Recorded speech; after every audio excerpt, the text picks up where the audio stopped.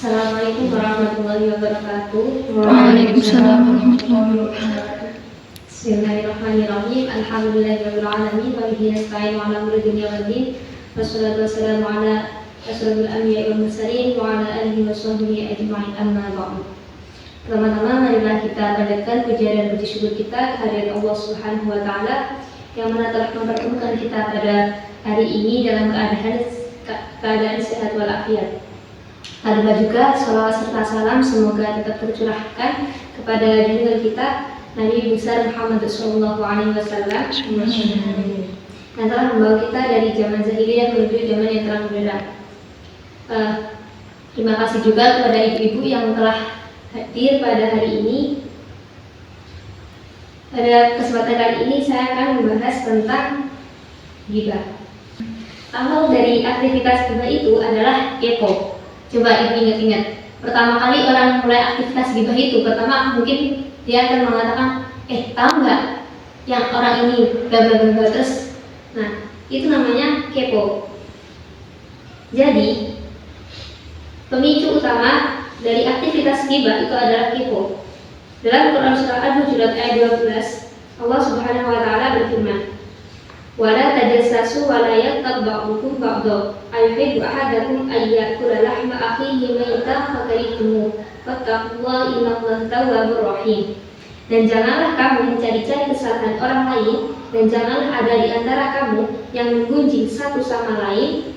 Apakah ada di antara kamu yang suka memakan daging saudaranya yang sudah mati? Tentu kamu merasa jijik, dan bertakwalah kepada Allah, sesungguhnya Allah Maha Penerima Taubat lagi Maha Penyayang. Ghibah atau gosip adalah menyebut-nyebut orang yang tidak hadir di hadapan penyebutnya tentang sesuatu yang kurang disenangi oleh orang yang disebutkan seperti aibnya. Jika hal yang dibicarakan tidak ada pada yang bersangkutan, maka itu disebut buhtan atau kebohongan besar, atau bisa kita sebut dengan fitnah.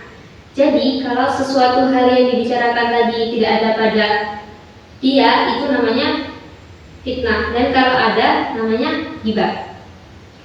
Ghibah itu terlihat sepele, hanya pergerakan lisan membicarakan aib orang lain, padahal akibatnya sangat fatal. Bisa menodai kehormatan seseorang, aib akan terus menyebar luas hingga terus menyebar luas sekampung, sedesa, sekota maupun senegara. Apalagi jika ghibahnya di media sosial, mungkin dalam hitungan detik atau hitungan menit, orang yang di luar negeri pun mereka akan tahu kejelekan orang yang kita ghibahkan.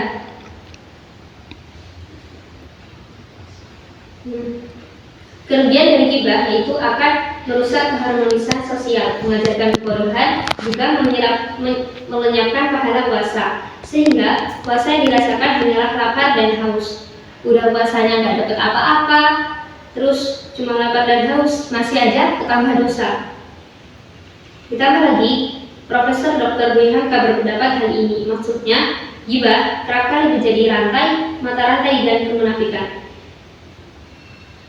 Coba perhatikan orang yang sedang ghibah. Rata-rata orang yang menggunjing itu hanya berani di belakang orang yang dighibahkan. Tidak berani.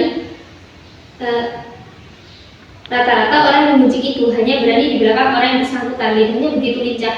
Si Ani itu bla bla bla bla, si Ono itu begini, kan begitu. Nah, tiba-tiba orang yang digunjing itu tiba, kemudian langsung mereka berubah ekspresi wajah mereka dan mengubah topik pembicaraan mereka. Itu namanya munafik. Jadi ghibah itu membawa kita kepada sifat munafik. Namun bila ini tadi. Abah Guru Sekumpul juga pernah dawuh begini, "Butakanlah dirimu ketika melihat aib orang lain, dan bukalah dirimu untuk melihat aib dirimu sendiri." Jadi coba kita pikirkan aib sendiri yang begitu banyak supaya kita itu tidak sibuk memikirkan aib orang lain. Oleh karena itu, mari kita taubat dari ghibah. Kan kemarin kan udah hari raya Idul Fitri, jadi kita bisalah membuka lembaran baru yang biasanya sehari kita ghibah 5 kali menjadi 1 hari ghibahnya 1 kali gitu. Saya tahu bahwa kadang-kadang kan kita juga sulit untuk menghadiri dari godaan ghibah, karena kan ghibah itu kan enakan. Nah, oleh karena itu saya akan memberi tips agar kita itu bisa menghindari ghibah. Pertama, ketika ada orang lain ingin mengajak ghibah, cobalah untuk mengalihkan pembicaraan ke topik yang sifat positifnya seseorang itu yang kita akan gibahkan. Jadi kita tidak membicarakan keburukan orang lain itu, kita membicarakan yang positif-positif kepada orang itu. Kedua, kita harus ingat bahwa ghibah itu bisa merusak reputasi orang yang kita gibahkan dan juga membuat kita terlihat tidak baik di mata orang lain. Jadi sebaiknya hindari kebiasaan ini dan fokus pada hal-hal yang lebih produktif dan positif. Terakhir, untuk mengakhiri ceramah ini, saya akan memberikan sebuah analogi tentang ghibah.